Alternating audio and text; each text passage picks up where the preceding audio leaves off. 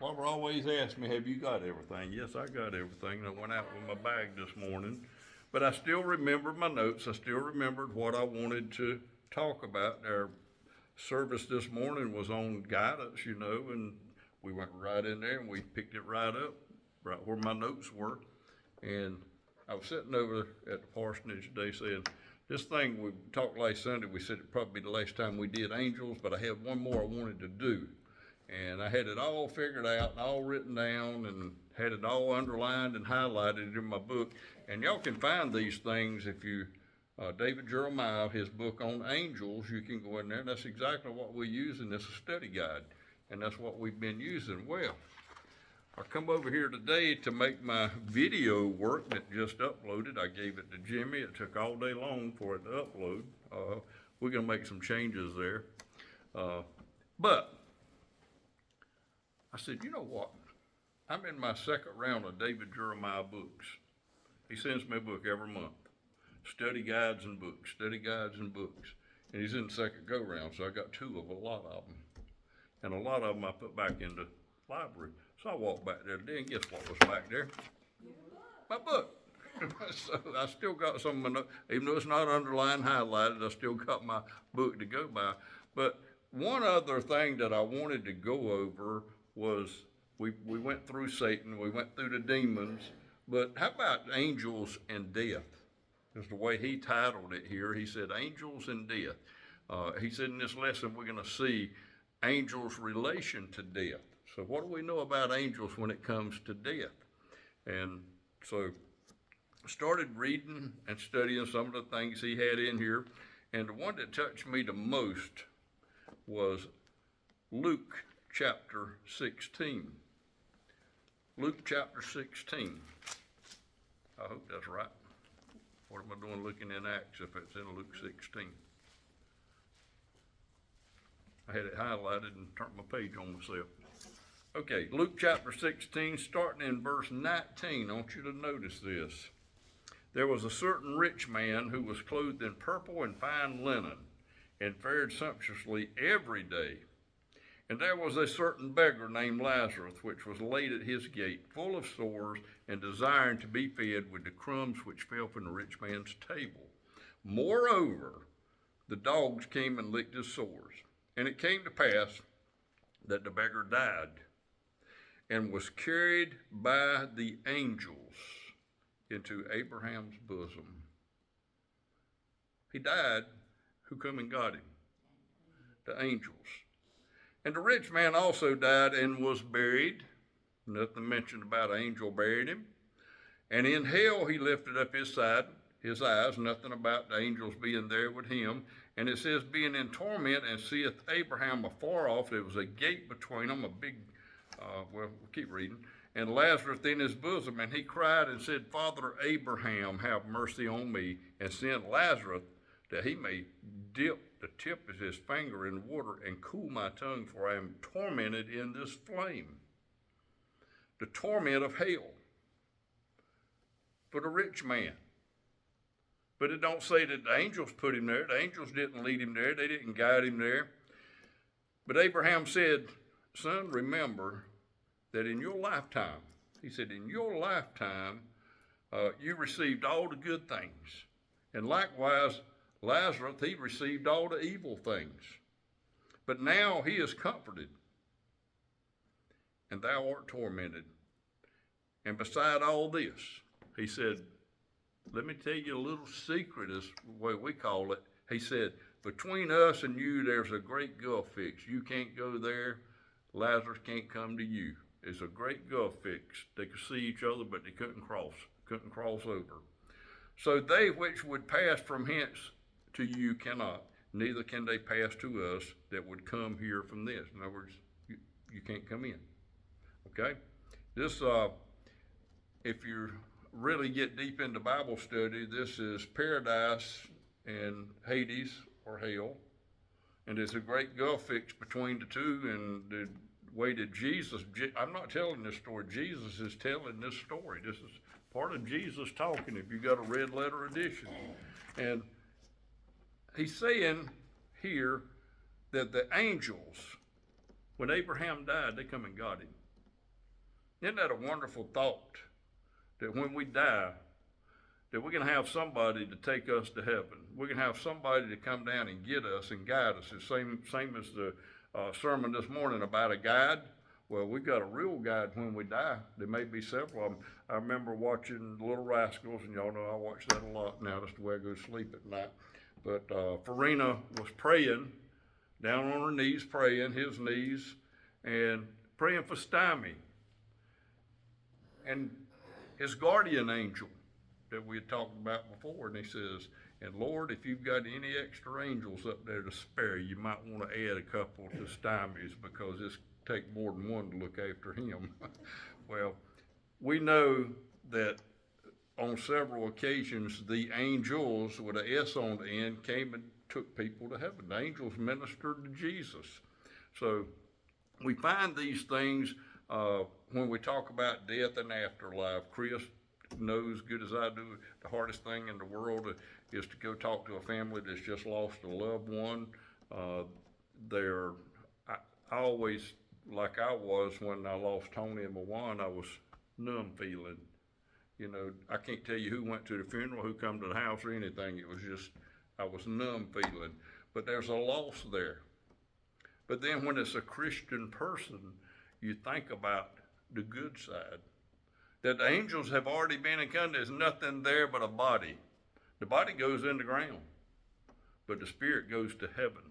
And it don't have to go there by itself. You don't just all of a sudden, you know, and get into heaven. God sends angels down here to be your escort. He takes you into heaven. And there's a lot of stories that we're going to read a couple of them tonight as we study this life, death and afterlife about these angels coming for the believers. And we just read here where the angels carried Abraham off, but they didn't, Lazarus to Abraham, but the rich man didn't have anything to do with him. He wasn't a Christian. Well, they didn't have Christians by him. Let's just say he didn't believe in God, because that's how they got to heaven, by believing in God. So then this man wanted Abraham to send to his father's house, because he had brothers. He said that he had brothers, send somebody to them. I have 5 brothers. And he said, and testify to them. Let them know that this place is real. That this place that I'm in is not a good place to be. It's a place of torment, he said in the Bible. But Abraham said they had Moses and the prophets. Now, if you ever wondered how people got into heaven, they went to paradise, and then when Jesus took paradise, he took it into heaven. So when we die, we go straight to heaven. We don't go through paradise to get to heaven. It's a place just like heaven, but Jesus went in and took those people. You remember the thief on the cross, today thou shalt be with me in paradise? And then he took him to heaven. That same thief's in heaven today, okay? But he told them they had Moses and the prophets. If they would have listened to Moses and listened to what the prophecies and what the Old Testament scriptures say, he wouldn't be where he's at. But he was too busy getting rich.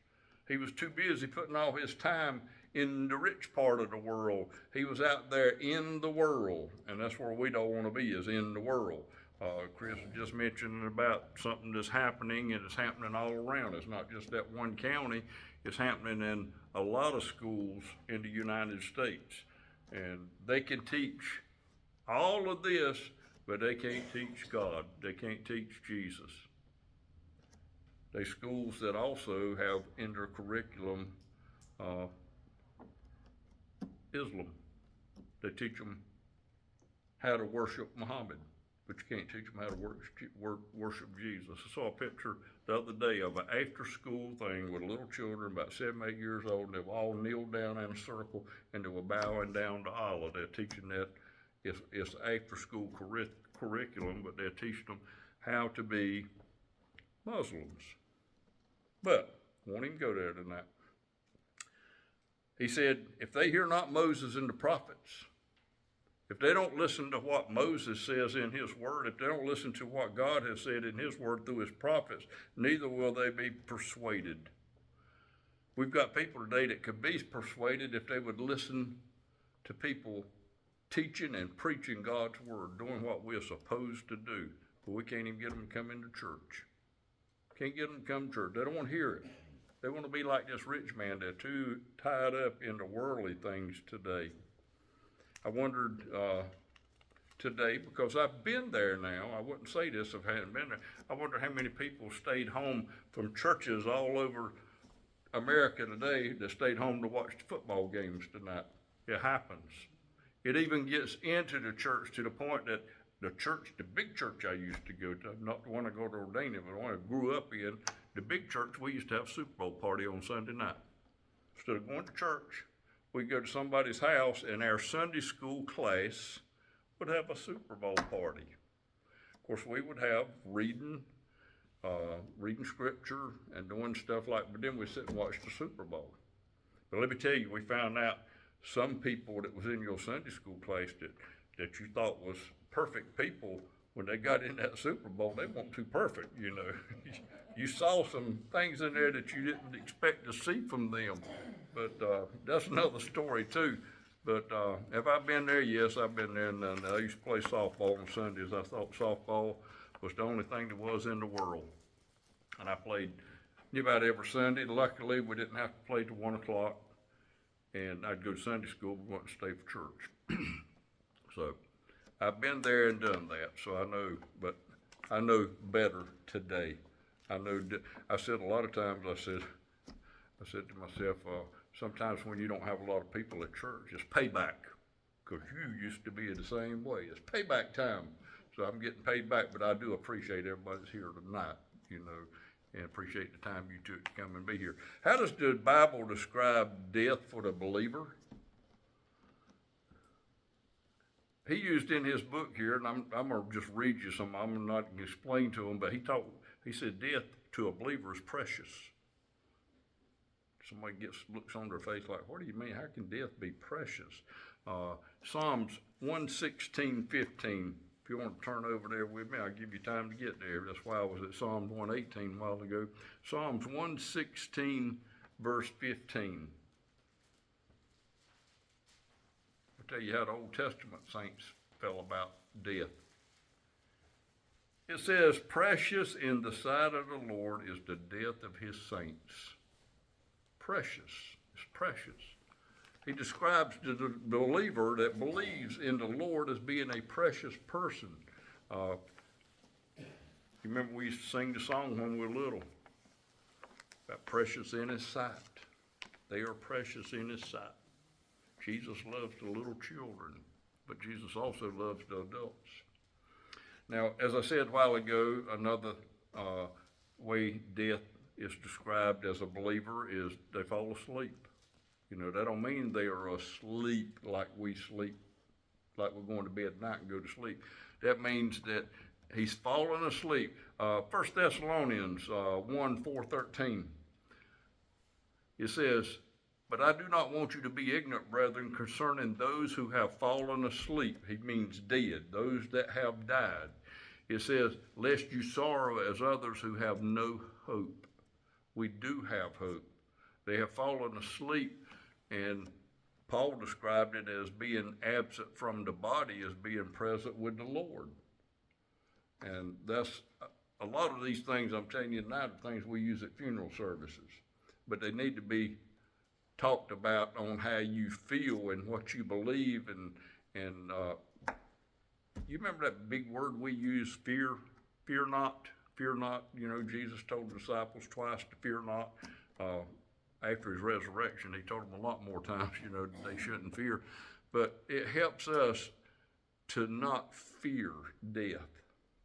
You know, some people that get really unwound when they talk about death. They're scared to death to die. But you shouldn't be that way if you're a Christian, because you know you're going to a better place. We'll touch on that a little bit more, because absent from the body, as Paul says, be present with the Lord. And then the 23rd Psalm says, yea, though I walk through the valley of the shadow of death, I will what? I will fear no evil. I'm not afraid. And blessed. Now, how can death be blessed to us as Christians? The Bible describes the believers as being blessed according to David Jeremiah here. He says, then I heard a voice from heaven saying, right, blessed are the dead who die in the Lord from now on. Yes, says the Spirit, that they may rest from their labors and their works followed them. And then we gain something by dying. Philippians 1:21, for unto me to live is Christ, but to die is gain. We gain something by dying. We leave this place that sometimes we don't want to leave, but we actually go to a better place. It takes the sting out of death. A lot of people fear death and they just don't want to die. They don't want to turn loose. But the Bible describes it as death is without a sting if you're a Christian, if you're a believer. Oh, death, where is your sting? Oh, Hades, where is your victory? But the most important thing that he has written in here out of all these things that death does to a believer is we get to be with Christ. We get to be with one who made it all possible. The one that died on the cross, that was resurrected, that forgave us our sins. We get to be with him for eternity. Now, when you're in eternity, there's no time there. So yes, you can get your time to sit down and just talk with Jesus. He's got time for everybody. I don't know what his schedule is going to be like, but he's got time. Eternity, you got time. Your time's coming when you can sit down and actually talk to Jesus. I have a lot of people say, and have heard it, and Chris, I know you have too, that the first person you see when you die is the face of Jesus. You know, you see pictures of that and things like that. But death itself means separation from your body. When a person dies, his body goes in the ground. His spirit goes to be gone with God, or it's going to hell. No in-between places, one or the other. He wrote in here, and I'm going to quote this right here. It says, before Christ arose from the grave and ascended into heaven, the spirits of just people who believed in God went to paradise. Told you that a while ago. And then Jesus himself told us the repentant thief would be with him today in paradise. So paradise was a place that was like heaven. It was a beautiful place. It's where the Old Testament saints went when they died. Now, after Jesus died, he took them to heaven with him, out of paradise. He ascended to his home in heaven. And he tells us that the Spirit's made us perfect. Okay? So all of this that I've said, what does it have to do with the angels? What did the angels? I got a story here in Luke 16. Turn to Luke 16. And this was a story I read to you a while ago. I want you to go there right now. This is the story that Jesus told us what happens and what do the angels have to do with death. And there's one verse that I want to go back to. We've already read it, but I want to go back to verse 22. And it came to pass that the beggar died and was carried by the angels into Abraham's bosom.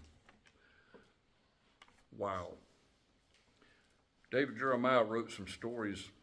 Actually, Billy Graham, I got his book. I pulled his, look up his book on angels. Very interesting, especially when he talks about the king of Tyre in Ezekiel 27, I think it was, 27, 28. And it's talking about a earthly king, but it's also referring to Satan, the king of Tyre, because it also talks about things that a normal earthly king wouldn't have that he's talking about to this angel there. But one thing about it, when those angels come and take you, you won't have to make the journey alone. You get an escort. An angel gets to be there when you see the shining beauty of your forever home for the very first time. I know when my mother passed away, my sister told me that the day before she passed away, she saw her mama. That she actually, mama hadn't spoken 2 or 3 days. She was laying there in a coma, and all of a sudden she wakes up, sits up in the bed, and says, mama.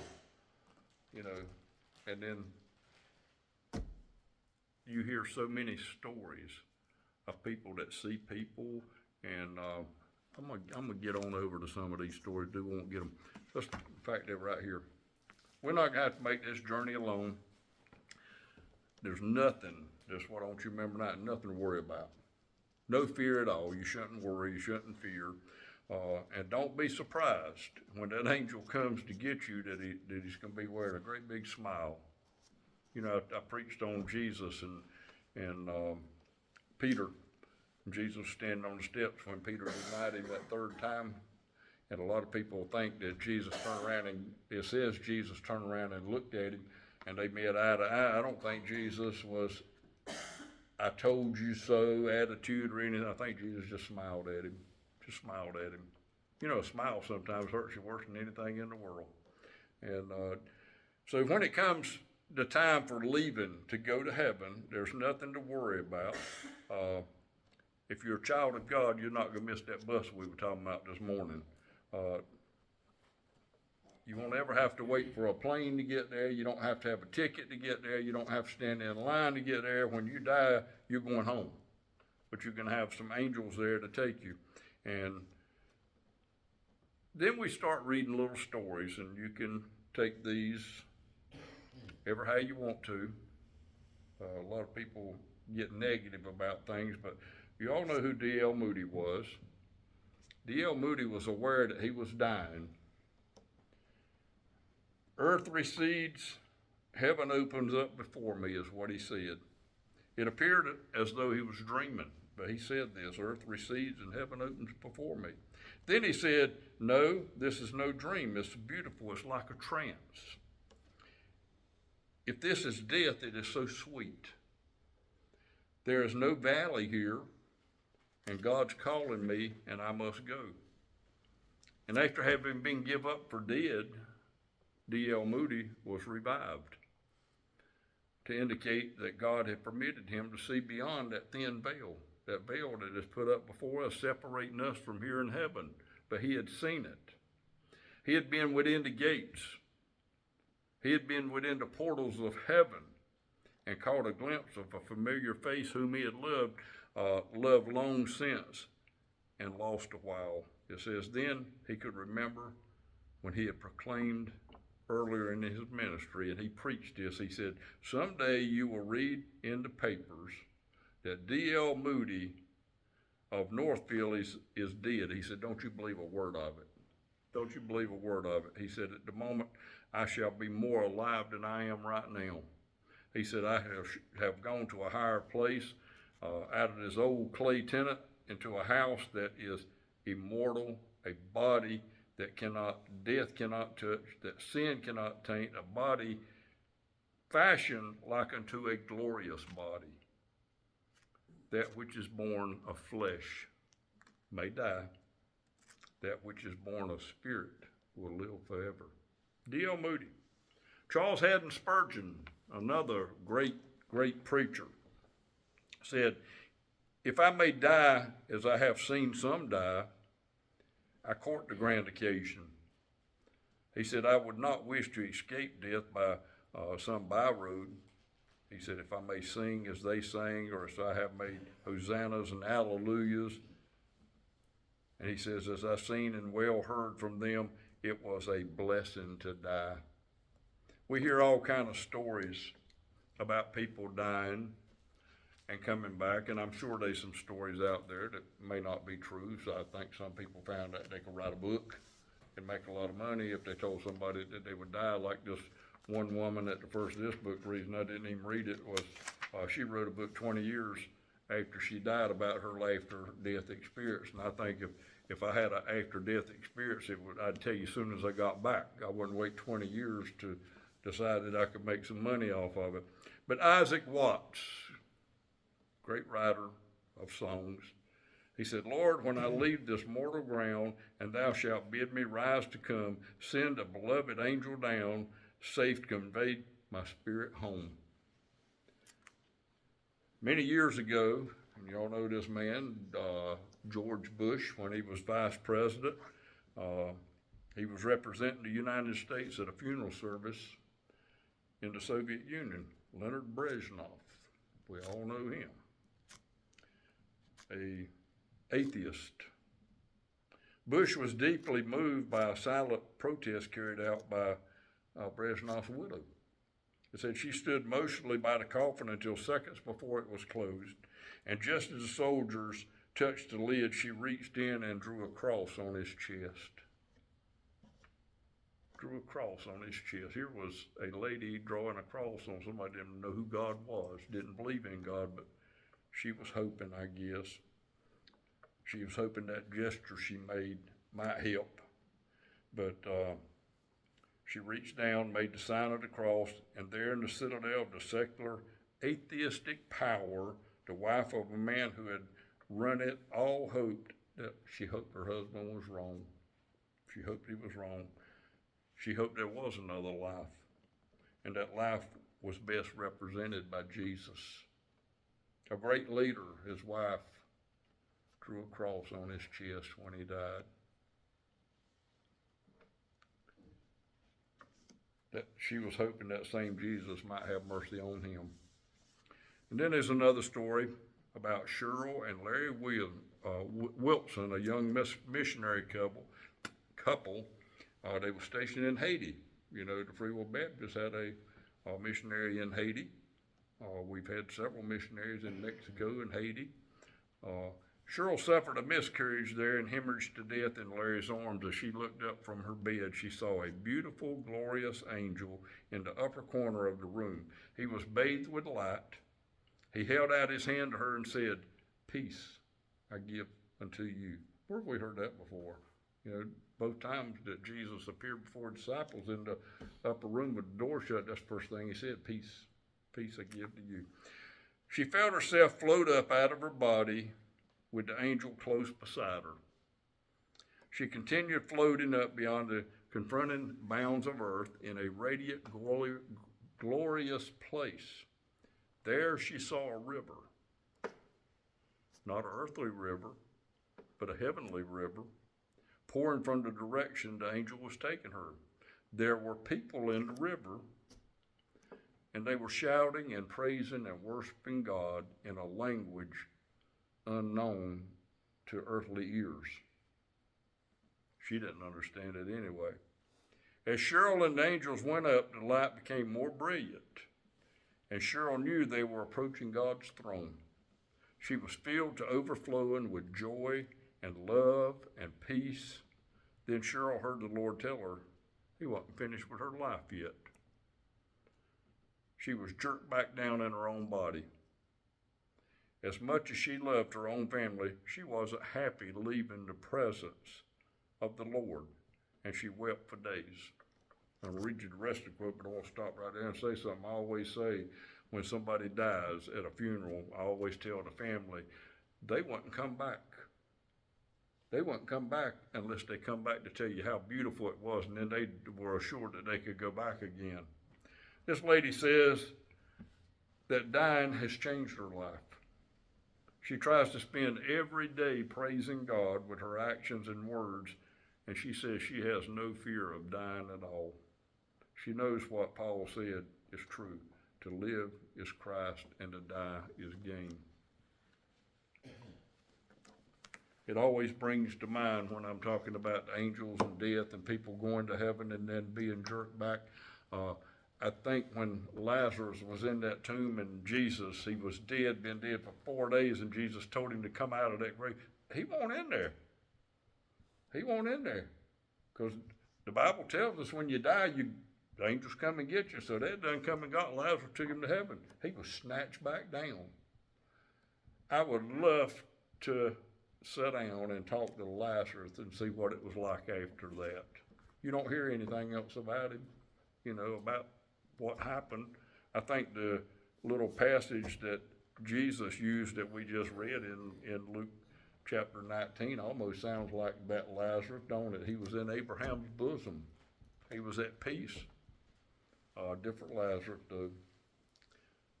But anybody that has had an out-of-body experience like this lady, Cheryl, and got jerked back, and if you could sit down and talk to Lazarus, about him being dead for 4 days and then him getting jerked out of the beauty of heaven, I bet his life changed a lot. You don't hear a lot about him, but I know his life had to change. It's what happens when you are a sinner and you give your life to Christ. There's a change. You feel it. You feel the Holy Spirit when he enters you. When you leave this world and you leave that body, that separation, there's going to be one of two feelings. You're either going to feel bad or you're going to feel like you've never felt before the beauty of what God has in store for you. So yeah, there's a lot of things we could talk about and read about. But that Psalms 116 verse 15, precious in the sight of the Lord is the death of his saints. Fear not. Yea, though I walk through the valley of the shadow of death, I will fear no evil. Why? Because he's with us. And one day we all got to face that reality. One day our loved ones has got to face that reality. We should remind them and tell them what it's going to be like. There's a lot going on over in Israel. I still get my little reports. Today 3 Americans were killed and nothing's happened. So we need to pray because it's getting worse. And I don't think it's going to get any better. You know, in the last days, evil seducers shall wax worse and worse. And I believe we're living in those last days. Do I believe that everything could change in Israel and go back and be a little bit peaceful and it'd be like a birth pain? Yes. But do I also believe that this could be the beginning of right before the rapture, the way the Bible tells you? Yes. I answer yes to both of those. It could be. But you know what? We don't know. We don't know. Only God knows. It's all in God's plan. And then we have people that ask the question, why would God allow this to happen? It's all in his plan. Everything, me standing here, you sitting there, it's all in God's plan. He's got, let me tell you, you're sitting here tonight. He's not done with you yet. People that's dead and gone, they done what they wanted. God had them here for. They served their purpose and they're gone now. A friend of mine, we sat and talked yesterday morning while I'm trying to study at McDonald's, and here's a friend I hadn't seen in a long time, and all we talked about was our friends that were dead. Did you know so-and-so died? No, I didn't know that. And then I said, well, I do know one that died. He said, yeah, he was my brother-in-law. I said, well, I knew that, but I didn't know he was sick. And that's all we talked about the whole time was people that had died this our age. And I told him, same thing I just told you, God ain't done with shit, because we're still here. But let me tell you, when he's done with you, there's no medicine, no doctor, no hospital, no nothing that can keep you here. Because when God's done with you, he's going to say, come home. And then you will have done your purpose. If you hadn't gone yet, we're still here tonight, and I'm still looking around. None of y'all's left while I was here. But if you're still here tonight, God's still got a purpose for you. Search for it. Look for it. Read about it in his book. See what he wants you to do in this world that we live in. Things that's happening that we don't agree with, we got to speak up. We can't just sit around and do nothing. We did that one time. They took prayer out of school. One person took prayer out of school. Don't let it happen again. Any questions or comments? We're going to stop right there. Talk long enough. Y'all know I can sit here and talk all night, but I'll save some till Wednesday night and Thursday morning.